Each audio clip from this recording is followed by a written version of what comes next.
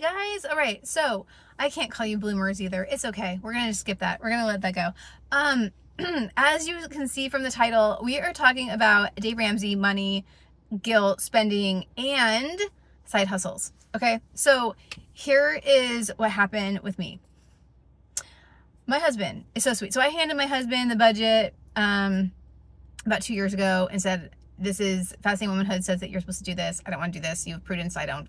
Here you go. I've been doing it for 20 some odd years. I'm terrible at it. Please take it from me. Be a man and do it. And he was like, fine. So he did it and we worked through it. And then unfortunately what happened is I, through Empowered Wife and things, I like took my eyes completely off it and acted like a little bit of a spoiled brat. Like, he'll tell me if I am being naughty and I'm just going to spend. Poor husband, my poor husband. So, a couple of days ago, actually, it was on All Saints Day. I had a come to Jesus moment about my spending and I handed my husband my credit card. I'm just being real with you guys.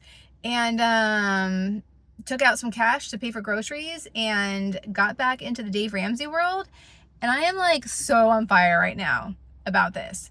And so the first thing I want to share is that a few weeks ago, I signed up for Buy Me a Coffee. So far I have spent money on two things for you guys. I have spent money on Canva Pro so that I can make pretty images for the thumbnails.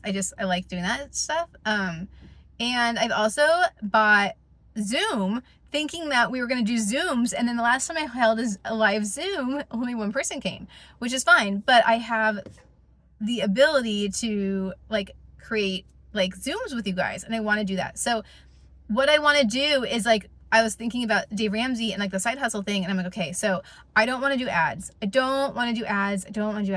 So, I think this whole buy me a coffee thing is a cute way of like, if I add value to your life, buy me a coffee. And eventually, like, you know, the crowdfunding thing, that's the only thing I want to do right now in terms of like side hustle and like income. And I just want it to at least pay for what I've already put out. If not more, because, you know, obviously we have goals and plans and bills, and Ryan is getting out of the military next year and he's going to start his own business. So excited. I hope that he'll get online and talk to you guys about it, because it's really exciting. But obviously that's an adventure, right? So, you know, we talked about if I had a side hustle, like a little thing from home, kind of like, Mother Mary did, they say, if you read the Mystics, then that'd be beautiful. But how am I bringing you guys value in this video, right? It's not about me and like my side hustle. It's about you guys. So what I want to share is just one, I'm so appreciative of my husband that he took over the finances. Two, I realize I have a spending problem. I am this free spirit in the home. I can justify anything to anyone. I don't go buy 10 pairs of shoes. Okay. I don't have a shopping problem, but I can justify this here, this there, this here, this there, and it adds up. And I don't like to wait. So that's where my spoiled brat side comes in, is I don't like to wait. I don't want to wait to another paycheck. I don't want to wait for another month. And I can justify this money's coming in this side, or there's this event this side, you know, here. And so I can manipulate things to where I can justify everything. And so that's where the Holy Spirit was very convicting. And I don't know if you can relate, if you're the free spirit. Actually, tell me down below. Are you the free spirit, or are you the, I can't remember his other word. Like, are you the spender or the saver in your family? And tell me down below, what is your relationship like with your husband with money? Because what I want to tell you is Aurora in the podcast, The Will to Wife, goes through I think it's a 4 or 5 part podcast series. I found the most value from podcast number this second and third episode so far. The second episode is all about how to support your husband as the breadwinner of the family, how you can support his role, make him feel appreciated, respected, and accepted, and how it's so cool. One of the signs that your husband is like feeling appreciated, respected, and accepted is that if there's a money problem, Women tend to get stingy and like tighten down, and then they look at their husband like, are you going to tighten down too? But men actually tend to say, I don't want to take away your lifestyle. I don't want to lower your quality of life. I'm going to go get a second job. I'm going to do a side hustle. Like, I thought that was so cool, that one of the ways you can see if you have a healthy, like if your husband's feeling appreciated, respected, and accepted, is that he will actually look for ways to earn more money himself, like on him, to keep you at their lifestyle, because men are so generous and so loving, and they just want to make us happy. And we have the responsibility of knowing our desires and keeping things reasonable. And so the next thing I learned that was really helpful from the Will to Wife podcast in number 3, and I will link all this below, is this idea that if money is not something you can easily speak with your husband, if there's any kind of like friction or you've been too controlling, is that one thing she says, take the eyes off, and this is obviously not what I'm doing right now, but take the eyes off the budget, take the eyes off the balances, and don't watch your husband spending, of course, like just eyes off, and give him a bullet point list of your desires for the following month. So I know we just started November, so you could do this for November, or you could think about December and the things you need to spend. So right now for me, other than groceries, I'm in charge of groceries. I'm in charge of like any kind of home decor, right? I'm in charge of clothing for the children, homeschool expenses, pets. Usually I buy the pet food. And I think what's really amazing is we all have gifts and talents, and like our husbands are so prudent, I think, about big picture stuff. And women, we can be really good about being thrifty, about, comparing prices and saying, okay, this is the pet food I like. Where can I find the best deal? Or is there a comparable pet food that's on sale this next month? Those are the kind of things that I'm starting to think about. Do we really need to buy the packaged snack food, or is there something I can make from scratch that's going to be a lot more cost effective, even if it's going to cost me a little bit of time? And how can I turn that into a homeschool lesson or some self-care? And of course, meal planning just is meal planning for the win. As much as we don't want to do it, saves us so much money. But this morning I actually had like rotting bananas, and I was like, no, I'm not gonna throw those away. I'm gonna make some banana pumpkin muffins. Did I have a recipe? No. So I Googled a banana pumpkin recipe, and then I've been doing more like Weston A. Price eating lately. So I swapped out like the canola oil for butter. And I've been using cane sugar juice, evaporated cane sugar juice as my sugar. So I use that, and I did a lot less than they asked for. We do gluten-free flour now. I did enjoy chocolate chips, which are more expensive, but to me, they're worth it. Like, that's where the quality comes in over like the quantity. Anyway, I'm getting off on a trail. I love talking to you guys. I can talk forever. So, but if you have if budgeting is tricky, then this bullet point list, you just bullet point, say you want to pre-buy Christmas gifts this year. Like, I want to pre-buy most of my Christmas gifts before Thanksgiving. So I need a chunk of money for that. If you need a haircut, if your kids need new clothes, what did I have?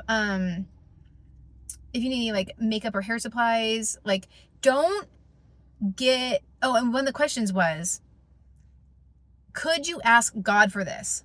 And that's how you know if you're being reasonable. Like, okay, so I need a nice jacket. I don't own a nice like peacoat jacket, and I would love to have one. I'm allergic to wool, so I have to find a polyester one, and they just don't last as long. And so I haven't had one in a while. But I love the look of a nice just peacoat jacket. And we're going to a ball in December for the military, and so it's like, okay, what kind of jacket, what kind of shrug, like what do I get for that, because it's a strapless dress. And so I was kind of thinking about this, and so if I could spend $70 on this like polyester nicer jacket, then that's something that I want. And so I would put that in the clothing budget anyway. And then she goes into like what your husband's response is. You either email it or you leave it on his desk. You don't say anything. At the end, you can say, thank you so much for providing for us, and for being so generous with me and the children.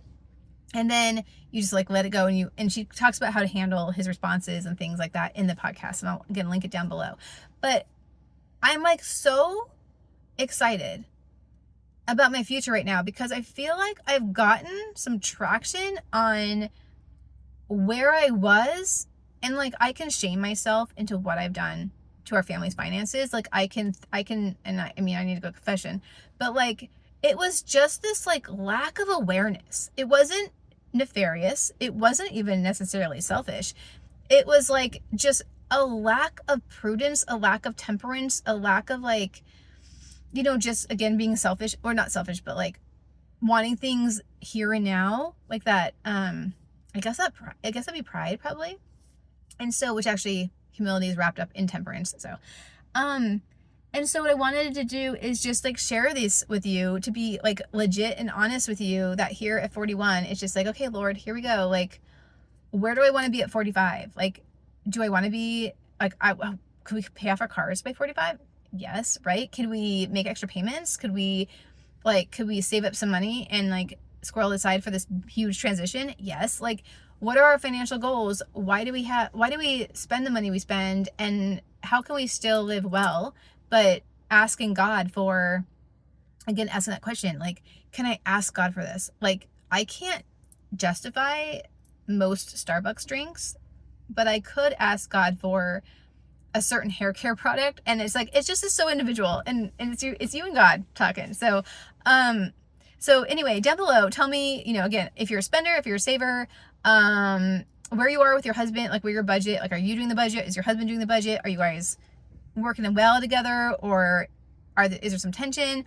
I'm also going to link below the Budget Mom. She has a bunch of free, I'm going to show you guys later how I do, like how I incorporate some of the Budget Mom worksheets, but I just wanted to share down below, like that link to her free information. She is very Dave Ramsey-esque, but she does use paper and pencil. And so, whereas Dave Ramsey's like cash envelopes and then like the EveryDollar app. And so I did get into the EveryDollar app. I've been like binging his show. Like, it's very, very motivating to me and inspiring. We don't want to make money in idle. So in the same way that we don't spend too much time looking at ourselves when we're doing like therapy or self-care, we do these things, we do these things enough to live out our life as saints. We don't make them an idol in and of itself. So we don't make pleasure, you know, and like self-care an idol. We don't make health an idol, like working out and, you know, and like being fit and maybe making our physique look a certain way, right? We don't want to make that an idol. We just want to be fit enough to live our life well. Well, same with the money. We don't want to like look at our finances and plan our finances in such a way that it becomes an idol and we're like squeezing pennies and not being generous. But we have to think about why did God make us the stewards of this amount of money, and how can we be better stewards of it, right? And so and then therapy just is the idea is you look at yourself long enough to fix it. We don't look at yourself too long to where the world becomes about you and your feelings and your emotions and things. So with that, you guys, if this brought you value, consider buying me a coffee. It's whatever, it's like open-ended, and I just like love, I personally just think it's so cute. It's a cute idea. And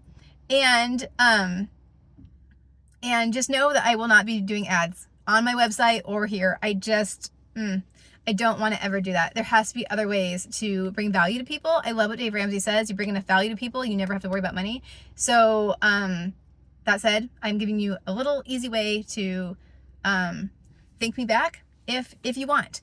And we need to talk about a live Zoom. So I'm going to do a poll, I think, and we'll talk about live Zooms. But I'm really excited. I'm excited to, I think, hopefully post more often. I'm thinking 3 times a week, like Monday, Wednesday, Friday. What is today? Today's Monday. So that works. And maybe this week we'll just talk about money. We'll talk about money. So down below, tell me like what else you want to talk about money, and we'll go there. But like I said, I handled my finances for a very long time, and then Ryan took over, and it's been a journey, but it's been a beautiful, beautiful journey. So I have no idea if he's gonna watch this, but babe, if you are watching it, like, thank you so much for being my hero, and I am promised to be better in the future, you guys. All right, Pax Christi, and I'll talk to you soon. Bye.